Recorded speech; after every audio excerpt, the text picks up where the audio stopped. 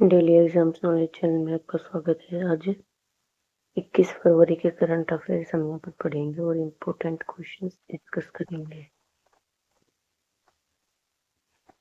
FCS has signed an MOU with the World Food Program to supply 2 lakh metric ton of rice every year for how many years? FCI ने world food programme के साथ हर साल 2 lakh matric ton चावल supply करने के लिए कितने साल का MOU साइन किया? तो ये किया है 5 साल का। भारतीय खाद्य निगम ने विश्व खाद्य कार्यक्रम के साथ मिलकर वैश्विक मानवीय सहायता के लिए हर साल 2 लाख मैट्रिक टन चावल की आपूर्ति के लिए 5 वर्षों के लिए समझौता ज्ञापन पर हस्ताक्षर किए। इसका उद्देश्य है कमजोर क्षेत्रों में भूख और कुपोषण का मुकाबला करना। Recently, which company launched Vikram LLM? हाल ही में विक्रम LLM किस कंपनी ने लॉन्च किया? तो किया है सर्वम AI ने। ये बेंगलुरु में स्थित है स्टार्टअप सर्वम AI। इसने इंडिया AI इम्पैक्ट समिट 2026 में विक्रम नाम से 2 नए लार्ज लैंग्वेज मॉडल का अनावरण किया है। ये लॉन्च ओपन AI द्वारा इनके पेश किए जाने के बीच हुआ। इन मॉडलों को विक्रम नाम दिया गया, जिन्हें सर्वम AI ने विकसित किया है और इसमें 30 बिलियन पैरामीटर और 105 बिलियन पैरामीटर वाला मॉडल शामिल है। $200 million edge AI package for Indo Pacific के लिए $2,000 मिलियन का एज AI पैकेज किसने लॉन्च किया? तो ये लॉन्च किया है यूएस डिपार्टमेंट ऑफ स्टेट ने एज AI पैकेज लॉन्च करने की घोषणा की है, जो कि $200 मिलियन का है। ये 19 फरवरी को किया गया। इसका मकसद है इंडो पैसिफिक क्षेत्र में सुरक्षित, हाई क्वालिटी और सस्ते हैंडहेल्ड स्मार्टफोन के डेवलपमेंट में तेजी लाना। India joined the list of 100+ countries protesting against which country West Bank actions? Bharat किस देश की वेस्ट बैंक कार्रवाई के खिलाफ 100+ देशों की सूची में शामिल हुआ? तो ये हुआ है इजराइल की। भारत 100 से ज्यादा देशों और ग्लोबल ऑर्गेनाइजेशन के साथ मिलकर इजराइल के एक तरफा फैसले और उपायों की बुराई कर रहा है। इस संयुक्त बयान फिलिस्तीन के स्थायी पर्यवेक्षण मिशन द्वारा लाया गया था और अंतर्राष्ट्रीय कानून का उल्लंघन मानते हुए इन कदमों को तुरंत वापस लेने की मांग करता है। Which country attended the first meeting of Trump's Gaza Peace Board as an observer? Trump के गाजा पीस बोर्ड की पहली बैठक में ऑब्जर्वर के तौर पर कौन सा देश शामिल हुआ? तो ये हुआ है भारत। भारत ने यूएस प्रेसिडेंट डोनाल्ड ट्रंप की Gaza board of peace meeting में ऑब्जर्वर के तौर पर हिस्सा लिया है। गाजा के रिस्ट्रिक्शन और स्टेबिलाइजेशन पर चर्चा में 40 देश से ज्यादा देशों ने हिस्सा लिया। भारत की ओर से वाशिंगटन डीसी में भारतीय दूतावास की चार्ज डी अफेयर्स नमग्या खम्पा ने इस बैठक में भारत का प्रतिनिधित्व किया। इस बोर्ड का उद्देश्य है गाजा में पुनर्निर्माण और शांति स्थापित करना। Recently, when was Arunachal Pradesh Foundation Day celebrated? हाल ही में अरुणाचल प्रदेश स्थापना दिवस कब मनाया गया? तो ये मनाया गया है 20 फरवरी को। 20 फरवरी को अरुणाचल प्रदेश स्थापना दिवस मनाया गया। राज्य ने अपनी स्थापना की 40वीं वर्षगांठ मनाई है। अरुणाचल प्रदेश को 20 फरवरी 1987 को आधिकारिक तौर पर भारत संघ का 24वां राज्य बनाया गया था। 1972 तक इसे North to East Frontier Agency के नाम से जाना जाता था, जिसके बाद इसे केंद्र शासित प्रदेश का दर्जा मिला और 1987 में इसे पूर्ण राज्य बना दिया गया। इसे उगते हुए सूरज की भूमि भी कहा जाता है। Where was the Indian National Center of Excellence in Aeronautics under PM Setu announced? PM सेतु के तहत India France national centre of excellence in aeronautics की घोषणा कहाँ की गई? तो ये की गई है कानपुर में। प्रधानमंत्री नरेंद्र मोदी ने फ्रांस के सहयोग से कानपुर, जो कि उत्तर प्रदेश में है, में प्रधानमंत्री scaling and employability transformation through upgrade ITI के तहत राष्ट्रीय कौशल प्रशिक्षण संस्थान में Bharat France national centre of excellence in aeronautics स्थापित करने की घोषणा की है।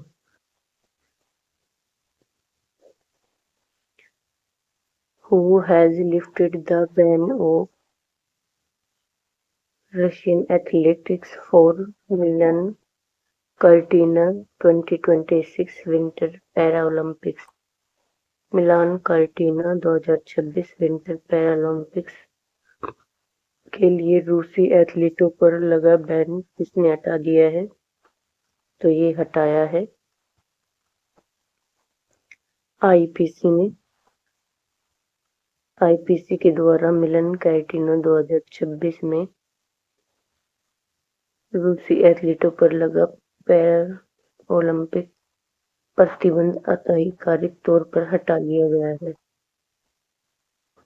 Recently, the Delhi government launched which scheme for digitalizing land records? हाल ही में दिल्ली सरकार ने भूमि अभिलेखों के डिजिटलीकरण के लिए कौन सी योजना शुरू की है? तो ये की है भू आधार योजना। दिल्ली सरकार ने ये शुरू की है। इसका उद्देश्य है जमीन के विवादों, धोखाधड़ी और भ्रष्टाचार को कम करना। इसमें ड्रोन सर्वे और हाई रिजोल्यूशन मैपिंग का उपयोग किया गया है। इसमें पारदर्शिता और डिजिटलीकरण के लिए 14 अंकों के विशिष्ट आईडी वाले भू आधार योजना को ULPIN के तहत लागू किया गया है। The Madhya Pradesh Finance Minister present a budget of how many lakh crore rupees for the fiscal year 2027? Madhya Pradesh के वित्त मंत्री ने वित्त वर्ष 2027 के लिए कितने लाख करोड़ रुपए का बजट पेश किया है? तो ये किया है 4.38 लाख करोड़ रुपए का। मध्य प्रदेश के वित्त मंत्री जगदीश देवड़ा ने 4.317 करोड़ का बजट पेश किया है। ये बजट ज्ञानी मॉडल यानी कि गरीब, युवा, अन्नदाता, नारी, इंफ्रास्ट्रक्चर, इंडस्ट्री पर ये आधारित है और बजट में महिला केंद्रित योजनाओं के लिए 1.27 लाख करोड़ से अधिक का प्रावधान किया गया है। Recently, TVS Supply Chain Solutions partnered with which group for aerospace and defense supply chain? हाल ही में टीवीएस सप्लाई चेन सॉल्यूशंस ने एरोस्पेस और डिफेंस सप्लाई चेन के लिए किस ग्रुप के साथ पार्टनरशिप की है? तो ये की है एएलई ग्रुप के साथ। टीवीएस सप्लाई चेन सॉल्यूशंस ने भारत के 28 अरब डॉलर के एरोस्पेस और डिफेंस मार्केट में विस्तार के लिए इटली में स्थित एएलई ग्रुप के साथ पार्टनरशिप की है। इसका उद्देश्य है रक्षा ऑफसेट प्रोग्राम और आपूर्ति श्रृंखला को मजबूत करना, घरेलू रक्षा क्षेत्र में डिजिटल सक्षम आपूर्ति श्रृंखला समाधान प्रदान करना। Recently, ASK Asset and Wealth Management received approval from whom to start MF Business. हाल ही में ask asset and wealth management को एमएफ बिजनेस शुरू करने के लिए किससे मंजूरी मिली है? तो ये मिली है सेबी से। सेबी भारतीय प्रतिभूति और विनिमय बोर्ड से मंजूरी मिली है और ये कंपनी अपनी 40 वर्षों की विरासत के साथ म्यूचुअल फंड स्पेस में प्रवेश कर रही है। Where did the IIT Madras Global Research Foundation launched its AI Innovation Center? IIT Madras Global Research Foundation ने कहाँ पर AI इनोवेशन सेंटर लॉन्च किया? तो ये किया है दुबई यूएई में, B option. IIT Madras Global Research Foundation ने अपना पहला अप्लाइड AI इनोवेशन सेंटर संयुक्त अरब अमीरात दुबई में लॉन्च किया। एआई स्टार्टअप को बढ़ावा देने और भारत यूएई तकनीकी संबंधों को मजबूत करने के लिए ये स्थापित किया गया है। Recently, when was World Social Justice Day celebrated? हाल ही में विश्व सामाजिक न्याय दिवस कब मनाया गया? तो ये मनाया गया है 20 फरवरी को। विश्व सामाजिक न्याय दिवस प्रतिवर्ष 20 फरवरी को मनाया जाता है। इसका उद्देश्य है गरीबी, बेरोजगारी, लिंग और सामाजिक असमानता को दूर करना। और 2026 में इसका थीम है सामाजिक विकास और सामाजिक न्याय के प्रति नवीनीकृत प्रतिबद्धता। संयुक्त राष्ट्र महासभा द्वारा 2007 में इसे घोषित किया गया है और 20 फरवरी को ही अरुणाचल प्रदेश और मिजोरम का स्थापना दिवस मनाया गया था।